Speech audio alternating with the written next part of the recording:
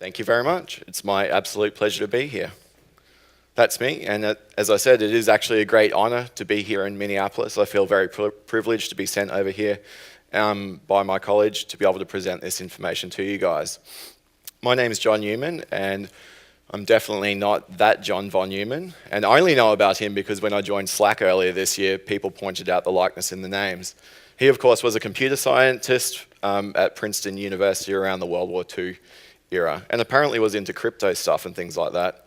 And furthermore, Wiki would tell you that he liked a chaotic sort of a lifestyle and a way of working, so I guess we have that in common as well. My background is doing ICT in school-style settings, so K through 12 education. I work for a school, not just one of your school districts. And in spite of working in ICT for that long, especially in that era between the year 2000 and say 2010, when a lot of the work was let's build a Microsoft SOE and all of that good stuff, and policy this and profile that, that was never me. I wasn't really part of that world, and funnily enough, I wasn't into Apple either. I spent a lot of time working with a company called Novell and their product line, and whenever I tell that to people, I always get from a crowd of, one or two knowing smiles, shall we say, from the other people that were dealing with their gear as well, and could appreciate that to use their stuff with their own stuff, there was a lot of engineering in the middle, and I really attribute that what I have to share with you today is from the years of dealing with that kind of lifestyle. So making things work together as one. And my role at the school really sits at the intersection of technology and making things work well in the classroom as well. So I guess technical by trade, but definitely notwithstanding the impacts that we drive. That's us. We are on the Gold Coast. What's interesting about that photo to you guys maybe is that the students are in school uniform. So I realize that's not that common here in the US to send kids to school in uniform. I do have some iMac G4s there still, which I acquired off eBay because I think they make pretty cool walk-up kiosk-style machines, which are a lot of fun. In fact, they are older than the Year 7 and Year 8 students that we have there. So they get weirded out by seeing it, but there you go. It's not about preserving the past, but I think sometimes it's healthy to, take a look back just so that everyone knows how far we've actually come. We do have about 1,200 students there, which makes us medium-sized for Australia. It's definitely not a high-end independent school, but we are charged with the mission of providing high-quality Catholic education. Having said that, we are pretty well resourced, and the students who attend with us definitely don't go wanting. And my job is to make sure that we get bang for buck out of what the products that we're using every day. We only started with Jamf this year, so we haven't even been a customer for 12 months yet. And we have been an Apple customer since about the year 2010. And if anyone's here from Australia will know about the National Secondary School Computer Funding when Kevin Rudd was our Prime Minister and introduced that program. And that program was about putting laptops into the hands of, on a 1-to-1 ratio of every child in Australia who was attending school. So Jamf for under a year, and I've been using Cisco ISE for about 2 to 3. So that's us. ISE, by the way, is a product from Cisco Systems, obviously, so it's separate from Jamf. ISE stands for the Identity Services Engine, and here's what we're going to be covering. First of all, we're going to just take a quick look at Wi-Fi and the challenges associated with that and some of the fundamentals. But once you get past Wi-Fi, I guess, or the radio plane of Wi-Fi, I guess you start to understand where the brains of a wireless solution really lie, and it's not in wireless LAN controllers and access points. It's all about how to get stuff connected in the first place. So we're going to be taking a look at configuration profiles and how to stage them onto devices. And we'll be using Jamf to deliver identity certificates as part of those profiles. And the fourth thing that I'm going to be covering today is the extension activity of actually doing the ISE integration with Casper, or the inverse of that, and you'll see what I mean by that as we move through. So my advice to anyone looking to do something like this is define your goal to begin with. Whenever you're going to be starting on an identity-based networking project, start simple And I had to have this so that I could actually tell my boss what it was that we were doing at the time. So really simple, the right user using the right device, securely connected to the right network with access to the right resources. Sounds simple, but if we actually drill into what that means and what it is I'm on about, I guess, when we talk about the right user, what that's about is getting user visibility. So any sort of network engineer, if you're in that space, would appreciate that they'd want to be able to see the users on their network. When I talk about the right device, I'm into being able to differentiate between what a BYOD device is and an asset that's owned by the school. So I guess the use case of that is I'm not interested in having a network full of smartphones, if you will. When we talk about the right network, obviously it's more about SSIDs. What I want about there is being able to put things into the right subnet and VLAN based on what type of user on which device it is. So my expectation is to be able to, with a staff member with a MacBook and an iPad, to be able to put the iPads into a separate network to the MacBooks, and the use case for that is obviously basic tools like even Apple Remote Desktop or anything where you need to run a subnet scan. I want to be able to get predictable results back about what devices are actually going to be coming up in that scan. And when we talk about access to the right resources, there's more to do with these kind of projects than just blocking access to resources. I want to be able to actually add value to the project. Now, there's one thing there that's not highlighted, and it's right in the middle, and it should be glaringly obvious, and that's the security aspect of it as well, which often goes underlooked in my opinion. So, before we even talk about Cisco and Jamf and products, this is a very telling slide, I think, about the fact that what we're dealing with here is actually several different discipline areas which are usually run by different groups in an organization. And I think it's actually the challenge of putting a presentation together like this in, I've got 30 to 40 minutes to cover it. There's a lot there to go through to be successful with something like this. And in a large organization, I can appreciate that a lot of these sorts of things are generally run by different silos or groups of people and teams.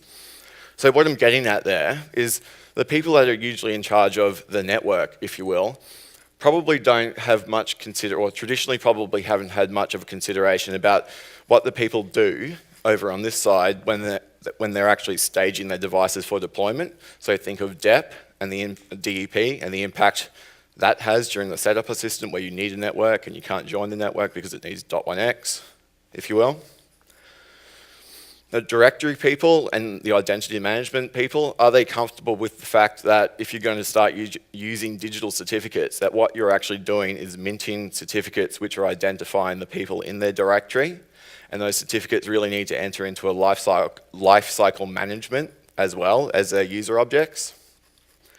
And the last thing I would say about that, in spite of it all being almost 4 separate empires, I think, which is the theme of everything that I've seen at this conference for the last few days, we must not forget that at the center of it all, we have customers, and in my case, they're young people, and I'm interested in getting all of that working together as one to produce a high quality end user computing experience, and that's the vision of what we're on about.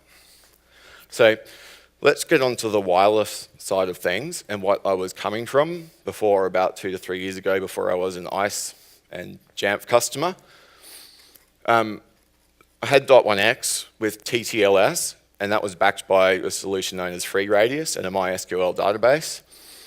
A network that had a pre-shared key on it, which was to get staff personally owned mobile devices onto, and of course an open network there for guest authentication.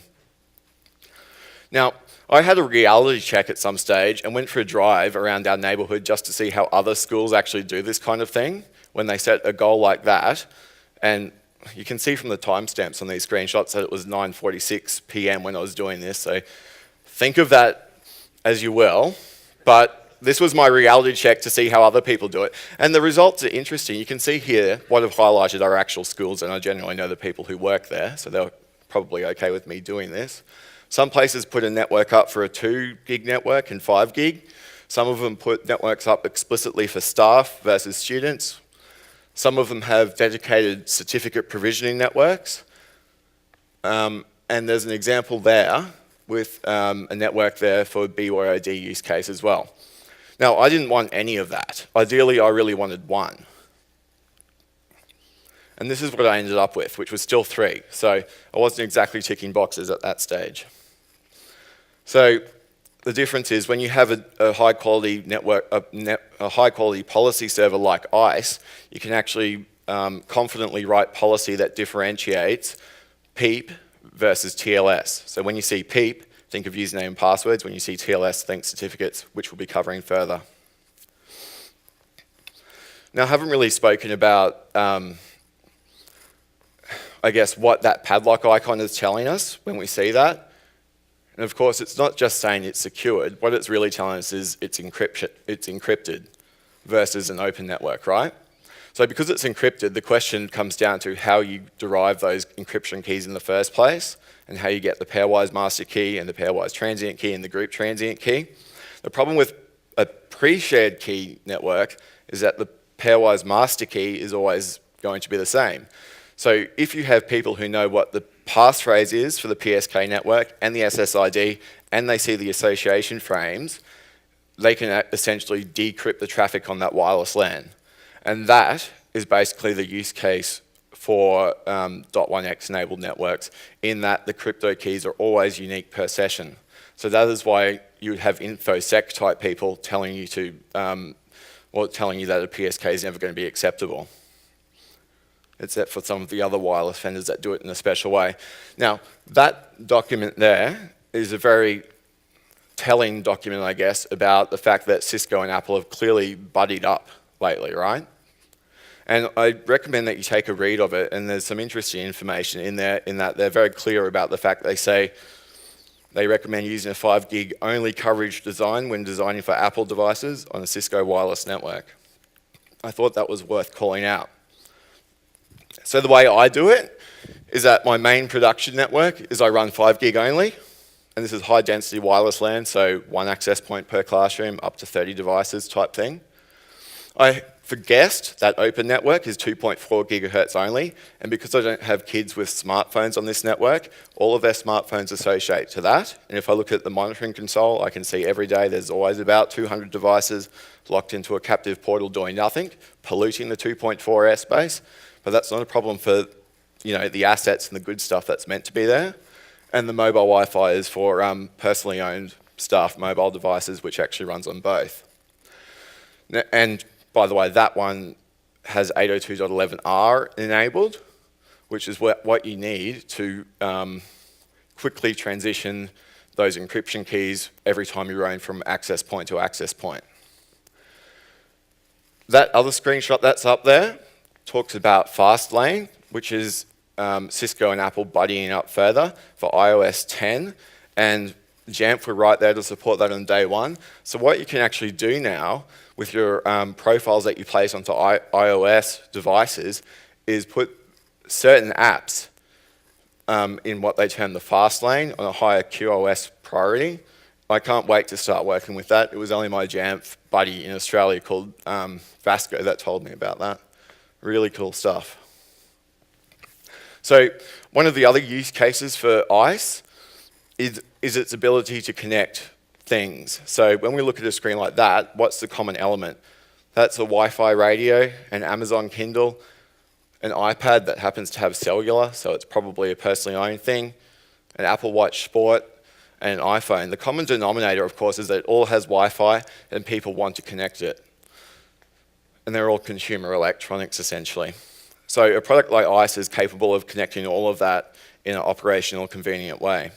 You think you get it sorted out, and then someone from the canteen throws you that, and it's a payment card type device, and I guess you really have to stop and think about how you're connecting that to make sure it's secure, right? Now, that is actually our self-service portal, and when you use ISE, it gives you this lovely My Devices portal. So all of that I just had on the screen is actually represented here inside the My Devices portal, which is highlighted there. So you can see John's iPhone 6, John's watch, iPad, and that gets there sometimes automatically by virtue of putting them through what's termed an onboarding flow. And the end users also have the ability to just simply enter a MAC address themselves, in which case, of course, hand-holding would be required for that. Now, I'd like to just hint at the level of integration that you can get between an MDM solution and ISE. So if I was to tap on this iPad, which says registered, it gives further options. So this is all end user facing. Your customers have access to that. And you can actually mark things as lost or stolen. And as an ISE administrator, you can actually execute these commands and do remote wipe from the network interface as opposed from the MDM itself. Very tightly integrated, very impressive. So to go further on this integration and what it's actually all about, this is like a 30,000 feet view about the setup that I work with. And what we're dealing with here is a typical Cisco Unified Wireless Network solution with wireless LAN controllers, access points, all that good stuff. What we have here is the so-called ISE cube, if you will. And what's running on those machines are termed personas. So in the ISE world, there's an admin persona, monitoring and troubleshooting, and a policy services node, so that's a PSN. And whenever you see PSN, think radius server, right? Moving further along, this is obviously our clustered JSS type environment, which is fronted by HA proxy. And the configuration I have this in, which Jamf support told me to do, is to basically put the client in front of HA proxy. So OS 10 devices, iPads, etc., talk to that. And ISE itself talks to the third node only. And you Jamf experts out there will probably understand about the Casper Suite customization that's needed under some circumstances. I don't understand that fully, but that's working pretty well for me. And the whole business case for even having something like this is to protect, I guess, traditional on-premise applications, right? So what's happening here is the network itself can query the JSS to check for compliance.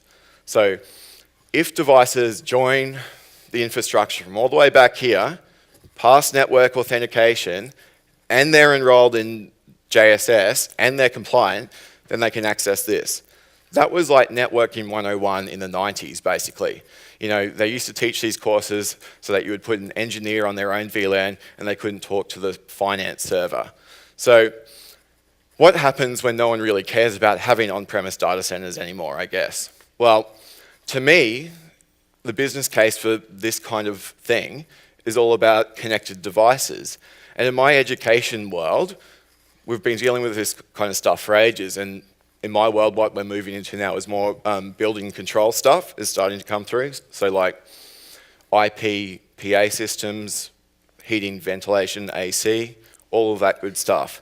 All of it's connected by IP, right? So you need to sort of protect access to those resources, typically at layer 3 with your ACLs or modern techniques with Cisco World, security group tag and things like that.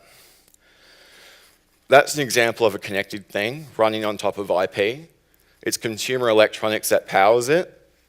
It doesn't even have a username and password on it. So essentially anyone connected to the network can interact with that thing at IP if they had the right software and put their message on that LED sign. In Australia, that's very common. Every school basically has one of these LED signs outside of it. All right, so now we're going to get into the good stuff, the nuts and bolts of how things really work, I guess. Now, if you ever go on these network engineering courses, they will always put a diagram in front of you like that. It starts simple, and as a network engineer, that's probably the kind of stuff that you need to know about. If people tell me that I have a wireless network that uses radius for authentication, the problem with that statement is it really doesn't tell me anything about what is needed back here to enable a smooth connection experience. What matters more is the EAP method, right? The EAP method used all the way between the supplicant and the authentication server itself. And immediately it starts to get more involved when you bring in the Active Directory piece or whatever that might be. As I said, I used to use free radius here and a MySQL database. Whatever the protocols are that are spoken between the authentication server and the directory often informs what's used all the way back here as an EAP method. So the supplicant itself is software running on the device that controls the EAP over LAN client, all right? And the last time that we could actually interact with the supplicant itself on Mac OS X was in the Snow Leopard days. Remember that? We all remember the music, I'm sure. But that was the screen that you used to be able to interact with and configure things. Interestingly, you could even do system profiles, login window profiles, and user profiles there. And the last document, the last hefty document on that is actually this one called the Apple Technical White Paper on .1x Authentication from May 25, 2012. Funny enough, I was actually at Grumpy's the other night drinking beers with the guy who writes this, and he did tell me to tell people here to go to help.apple.com/deployments/macOS or iOS to get the most up-to-date information. But when you read that document, it's very telling about how things really work. It's not a bad read. So because that doesn't exist anymore, what you actually need to have instead of it, from Lion onwards, is profiles. So suddenly the whole picture starts getting even more complicated, doesn't it? And then we bring in the delivery methods to even get the profile on there. So configurator, an MDM solution like Jamf, or you can simply email it. But it doesn't stop there. Additionally, you can distribute a mobile config file, right? And have people double click on it so you can put it on a web server or USB or what have you. That is actually what goes into the profile. So the network settings, which we'll be going into later. Certificates, which is not an identity credential, very different. And you put in a SCEP or an Active Directory derived certificate. We'll be covering that in more detail as we go through.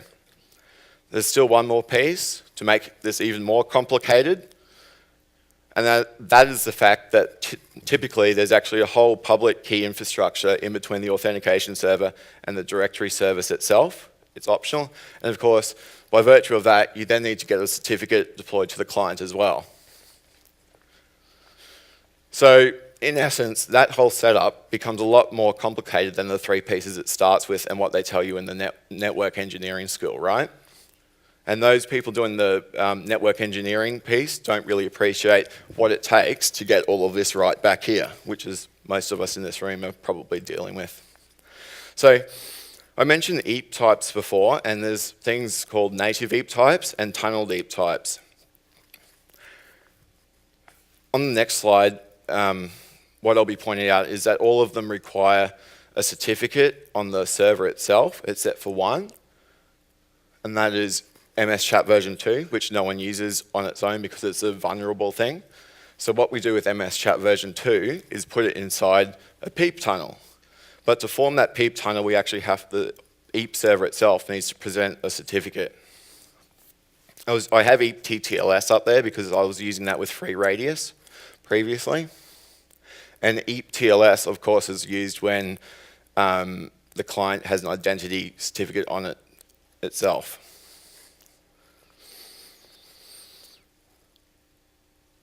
Now, the identity certificates are useful because you can't really stage a username and password into that profile because you, as a Jamf administrator, don't know the username and password of the people, of the users in the first place. So that's why you would want to use a certificate. The other element, which I'll bring in, is MAC filtering. Definitely not a cornerstone of the whole setup, but if you can give a network engineer a list of MAC addresses, they'll love you for it, especially using with a product like ISE because you can use it to write really high fidelity policy.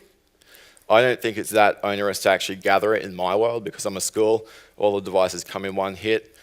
It's not that bad to use a barcode scanner to gather them all when you gather the serial numbers as well. Put it on a spreadsheet. Even the BYOD stuff, which you won't see on that screenshot there, the logic inside ISE gathers all of the MAC addresses for BYOD devices and puts them into an endpoint identity group as it goes along. So it's useful. All right. Now, Authentication and authorization are not necessarily the same thing in a AAA framework when you're dealing with a product like ISE. It separates authentication and authorization. Authentication is used to route an incoming identity back to an appropriate identity store. It basically permits you to join the network, but it doesn't authorize you to do anything on it. Okay. A lot can be said in the world of certificates, but I won't be going into it overly deeply, apart from saying that they're used for identity and encryption usually, and the RSA key pair that's involved is, of course, the private and public key, and that the private key is supposed to be protected at all costs and isn't usually able to leave the device. So if we turn that certificate around and look at what's actually on it, in this case anyway, it has a common name of John's Retina MacBook Pro.ad.Aquinas, So it's derived from an Active Directory method. Now, to use that certificate in an authorization rule, it's supposed to resolve back to the computer account object in Active Directory, all right? Who thinks that would actually work? What the authorization rule would be checking for is the groups that that computer's sitting in, which it says manager computers. So it's checking for that, and to do that, it needs to be able to resolve the subject name from the certificate to the computer account. As it's written and displayed there, that wouldn't actually work, because what's in the common name is a fully qualified domain name. What we really need to be able to do that resolution is the NT principal name, and you can see it here in basically Kerberos notation, I suppose it is. So it's actually got the $sign here, which tells us it's a hidden computer account at the Kerberos realm. That piece there would resolve back to the computer account object in AD, and that would tell us that it is indeed a member of the manager computer groups, and I could use that in an authorization rule. All of that is governed by what's called the Active Directory certificate template, and you need to inspect that in great detail. I would lose further points. If I can get the cursor out there, I can point at it. Maybe not, I'll just continue doing this. I've got a laser there. I would lose further points for the fact that that template has a key usage purpose of server authentication and client authentication. Really, that certificate only really needs to be able to, is supposed to be used for client authentication. All right? So all of that's governed in the certificate template that's been delivered. We'll go into that in more detail in a minute. All right, that's how long we've been working with Apple stuff for at my place, but without focusing too much on the past, I suppose it's more about the now. And as at this year, this is the kind of stuff that I need to have securely connected to our network. And they're the authentication protocols that are in use to support all of that. So that is driven by, I guess, the sociology behind it. So what I'm saying here is, there's many students, not many teachers. There are overheads in the use of certificates to do EAP TLS because there is a life cycle associated with certificates. Students come and go all the time. I don't want to manage that life cycle of the certificate manually. Teachers and staff, etc., are more manageable.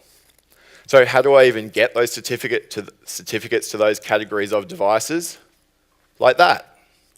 If it's an OS 10 machine, I use an AD payload. If it's an iPad, I use SCEP.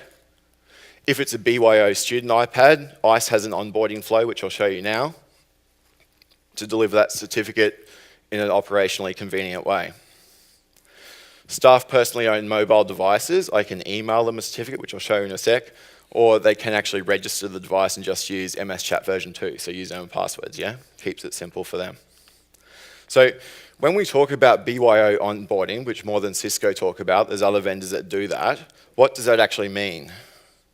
Well, here's what happens when you go through it. Excellent, it's plain. What it's actually going to do is it's going to register a device, which basically means the MAC address. It's going to take the username of the person who's joined the network and associate their name to the MAC address. It's going to put that into an endpoint identity group. It's going to mint a certificate from the ISE CA, and it's going to configure the supplicant on the device to use that certificate and join that wireless network. So I am going to do my best to get the cursor onto the screen there so I can scrub through it. There we go. So what's happening there is it's actually being typed, a friendly name's being typed in by the end user. This is not Jamf, by the way, this is Cisco, but the other vendors who do this kind of thing are, you know, Aruba ClearPass, Cloud Path Enrollment System, etc. So it's going out, requesting a certificate. They need to interact with a little bit and type, you know, computer account passwords in. And the key thing is there, see how it now says it's authenticated via EAP TLS, and it all happened automatically. And it did apply a .1x profile to the machine that wasn't there before. And it can actually reach the internet. So there you go. So that's what BYOD onboarding is about. I wouldn't do this for devices that you actually own. I would use it for true BYOD stuff. And what I'm doing there is demonstrating the fact that the certificate can't be exported. So the private key that's on the device can't come out easily. Okay? Except when it can. And I found that if they go with a older machine, shall we say, go through exactly the same flow, they can pick up a certificate that identifies them as a person and use it for EAP TLS authentication. And then, when we get to the end, I found this pretty amazing, you can actually export it from there. So here it comes. Oops, sorry about that. There it is. So this is after the certificate's been delivered to the device. If it's an older machine, like this is Snow Leopard, you can actually export it so the identity can be stolen. So the key takeaway from that, I guess, to me anyway, is that how you get the certificate in the first place matters. You know, this is really good for higher ed where you actually legitimately do have a lot of BYOD stuff coming in. But if it's institutionally owned assets, I wouldn't put my users through that flow. In fact, I don't, which is where we get into the AD and SCEP stuff. ISE does have a defense against that. You would have noticed that that certificate does basically burn the MAC address of the device into the certificate, which is pretty neat. You can see it there. And we write an authorization rule, basically, that makes sure that the radius calling station ID matches what was written into that cert.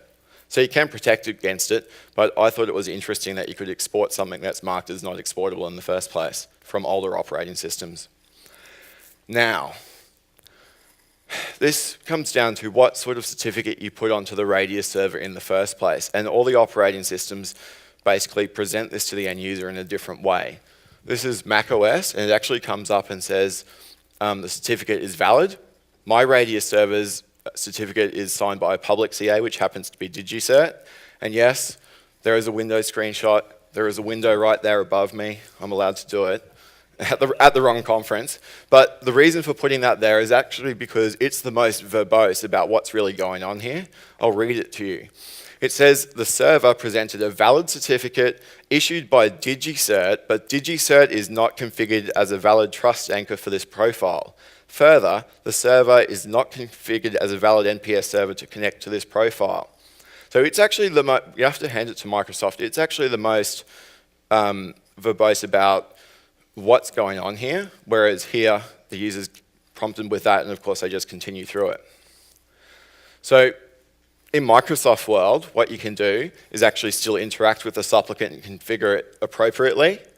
And the whole point about having it signed by a public CA in that world is the fact that they're already there for you to trust. So you don't have to deliver the signing CA to that device in the first place.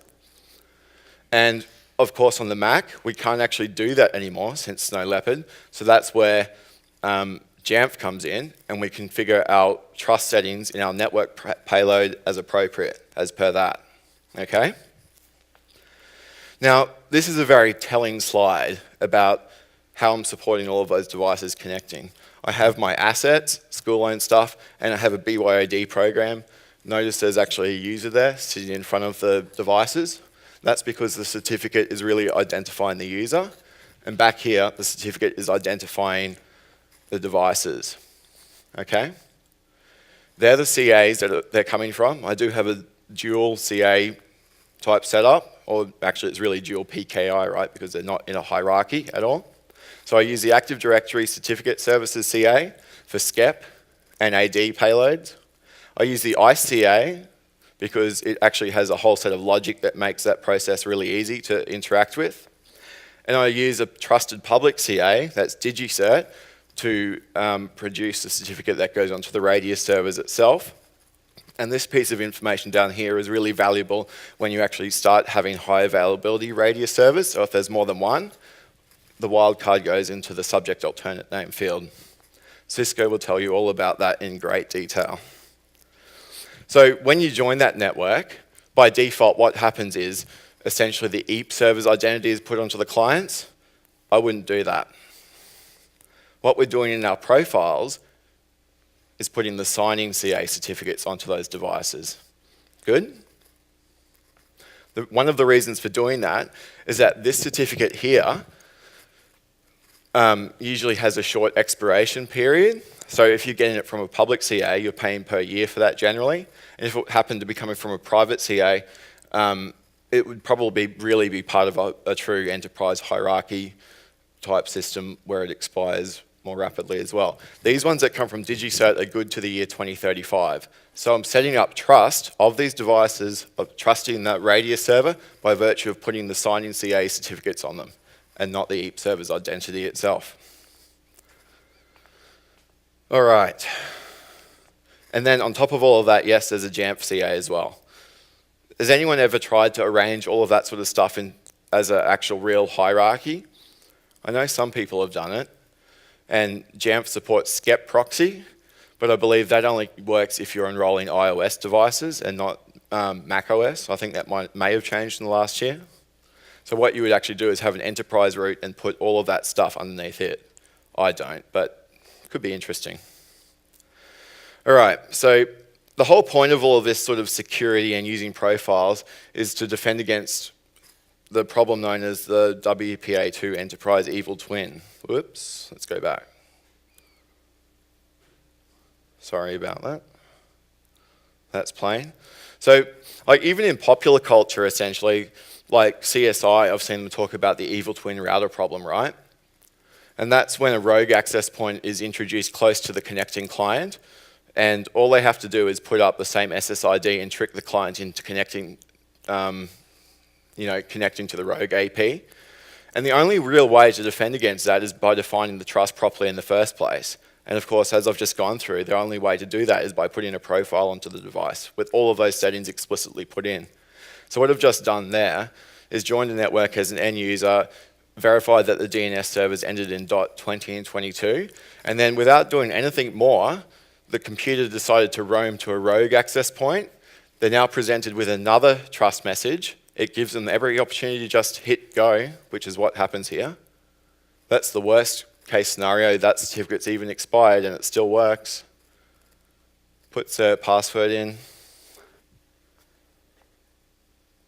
And if we check the IP address, it's now completely different on a different network. And the DNS servers are completely different. So it's probably obvious about how bad that can be in terms of putting up fake HR portals, etc., and capturing people's credentials, right? The other weakness, of course, is that the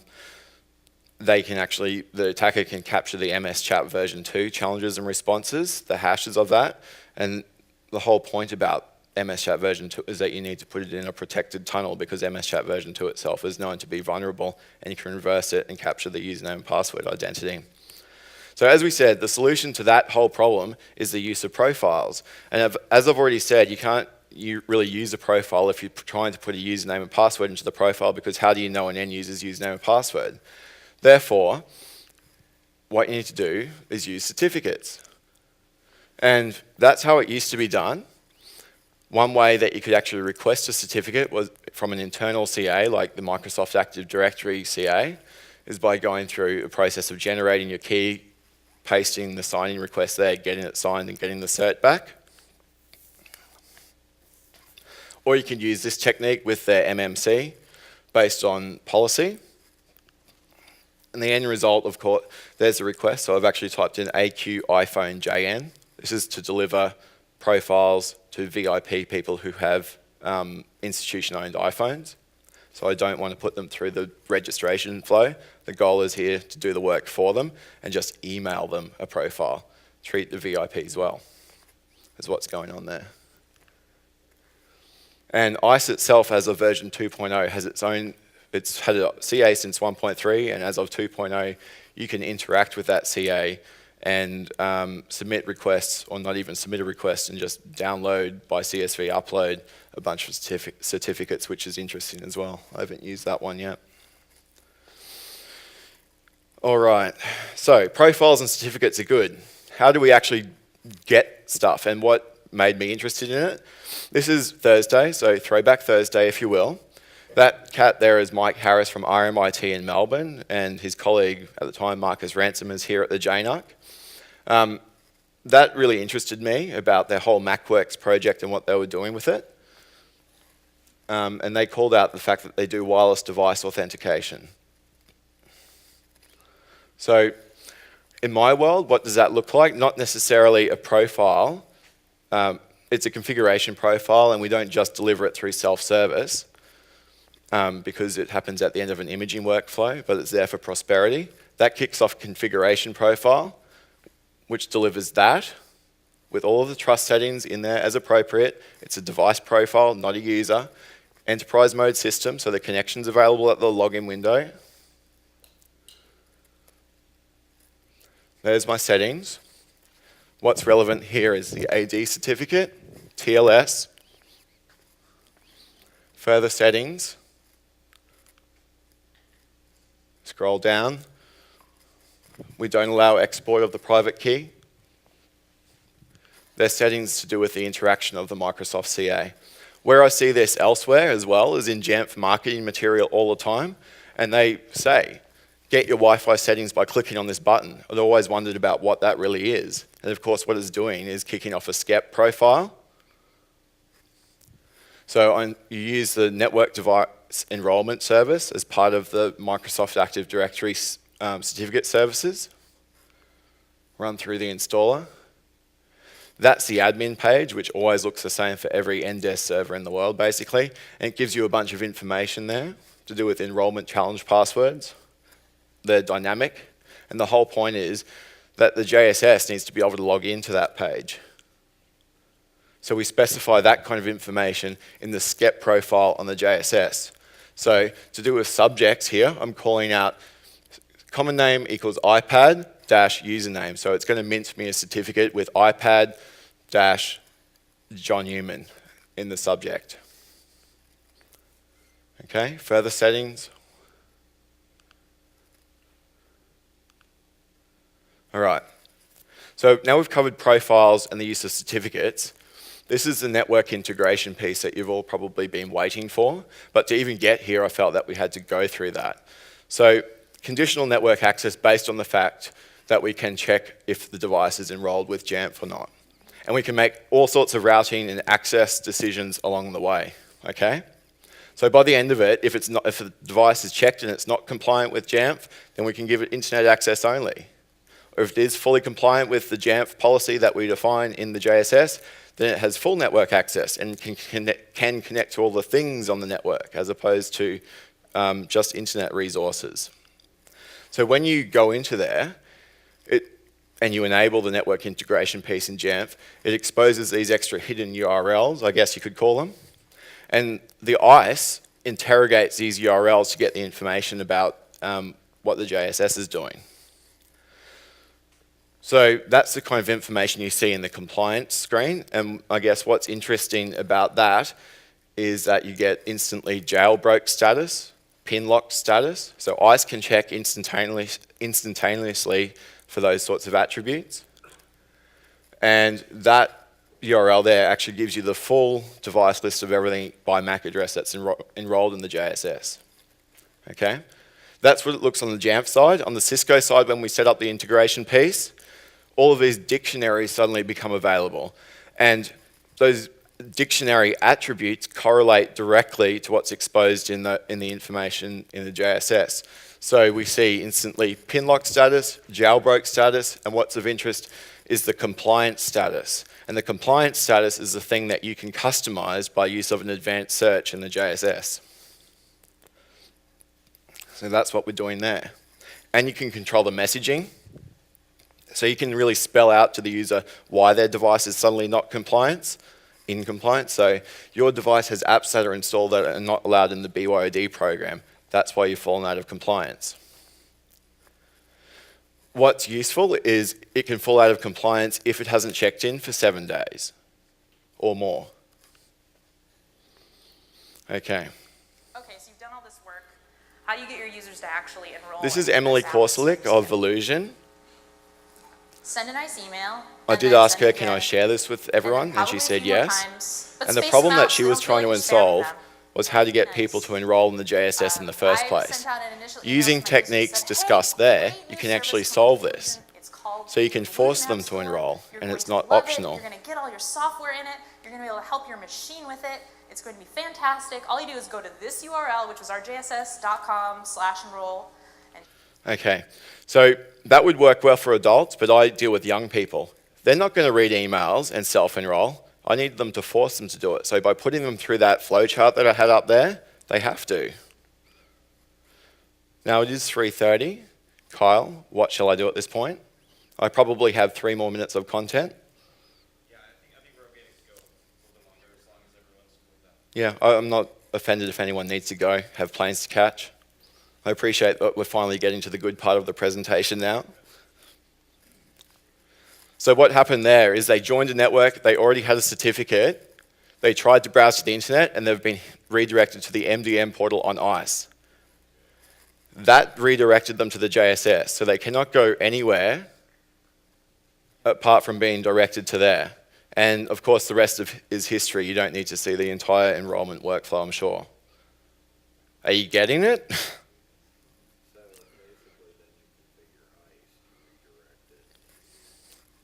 Yep, to the JSS itself. And you know the nice thing about doing that is that you capture all of the inventory information as they self-enroll. So I literally can go from 0 max enrolled to 1,000 max enrolled in the course of about 15 minutes, which is actually what happens. And I capture all the inventory information about who owns which device. It's very powerful stuff. Okay? They're basically the rules that you need to configure on the Identity Services Engine itself without going into that in too much detail, but it works in the same way as an ACL does, top down. So if you're familiar with working with that concept, that's what's going on there. There's yet another moving part, people. You need to define an ACL on the wireless LAN controller, which matches what's defined in ISE. Lots of moving parts, you'll get that. Same thing can happen on iOS, and I can assure you the whole reason I did this for iOS on a BYOD program was to enable self-service. So I could deliver premium apps to a BYOD program, and they wouldn't miss out on it because they had to enroll in this. So we'll see it appear there, right?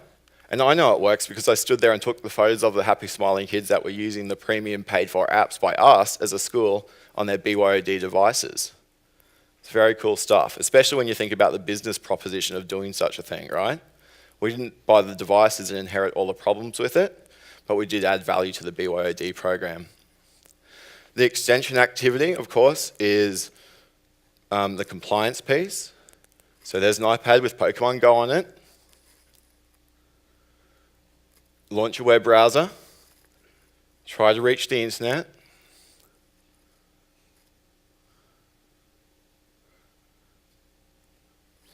So if you're the public website, get a friendly message that says your device has apps that are installed that are not allowed in the BYOD program. When I set this up as a test, it was mid-morning, and I actually did have students come running down saying, please explain what's going on. Oops. I guess you can kind of get away with testing stuff in production when you're a school, right? Not so much enterprise. So the app's been removed. You hit retry, which actually forces what's called a change of authorization to be sent from ISE to the network device. And keeping everything on the table, it's not bad. It drops out there, but as soon as they try again, there you go. Suddenly the device has become compliant again, and it has full access to the internet in that case. So Lots of moving parts there, guys, right? And I guess if Apple is the Earth, it's supported by these planetary other objects like Cisco to enable a high-quality wireless connection. And who can actually guess who the tertiary piece is in the magic new golden triangle? Jamf. Thank you very much.